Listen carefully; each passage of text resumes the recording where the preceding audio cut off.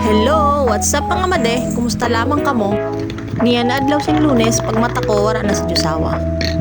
Naglaga na ako sing talong tapos nag-asikaso para sa ako pangmahawan. Pagkatapos ko magmahaw, pinanitan ko na ang talong, nahihimuon ko na torta. Pakapaniti ko, binutangan ko na siya simbunay, paminta, tapos diyo na pampalasa.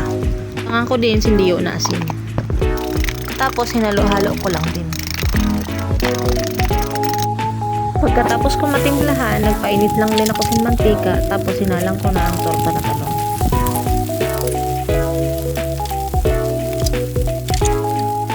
Pitong taod lang, nagabot na si Diyosawa hali sa trabaho. Habang nagkakaon, nagreklamo siya na nananaba na ko na siya. Ikaw naman, pasensya ka na kay nakahanap kasing babae na maaram nan masira magluto. Pagkatapos na akong magkaon, nagpahuwi lang din siya tapos nagbalik na din sa kaniyang trabaho. Pagkahali man ni Diyosawa, nagpahuwi lang din ako tapos nagdiretso na din ako magkarigos. Pagkatapos ko magkarigo, inasikaso ko na din ang amo mga hugasan.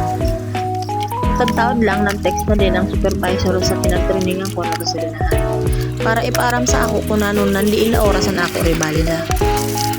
Ang rebalida pala ay para siyang final exam. Doon nira may imod kung mayroon ba ako natutunan sa ako naging training.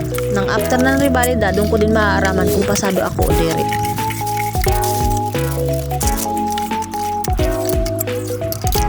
Pagpatak sinalisin ko, nagabot naman si Diyosawa. May pasalubong pa nga nila siomay. Nag-init na din ako sin tubig para sa amo kape. Nag-toast lang din ako sin apat na tasty. Nagtimpla na din ako sin kape tapos nagmeriendal na din kami. Didingani sa part 9 daghano ng istorya ni Diyosawa. Kaso di ko man pinapansin o ulang ako sa noon. Nagugutom na pano ako. Pagkatapos man nga ni namang merienda, nasikaso ko na ang manok na napakal na sa dali. Makaruruyag nga ni kay 130 lang tapos 1 kilo na din siya. Pinaghiwa ko na din para kalahati lang ang ako doon. Bali fried chicken pala ang luto ko sa na manok. Hindi nga ni sa part 9 niri paghihapon tapos si Diyosawa magpara istorya. Diri ko nga ni aram kung sino ang kinakauyaman niya. Puro na lang ako oo kay busy na ako. Pagkatapos ko nga ni ma-check ang manok, minarinate ko lang ini.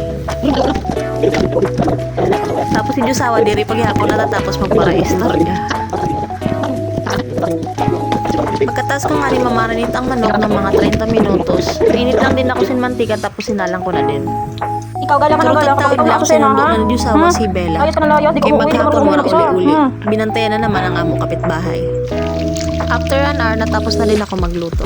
Hindi na din pala ako nagsuna kay may tuna pa man kami kanina na alas 12. Yan din lang muna mga mali. Salamat sa panonood.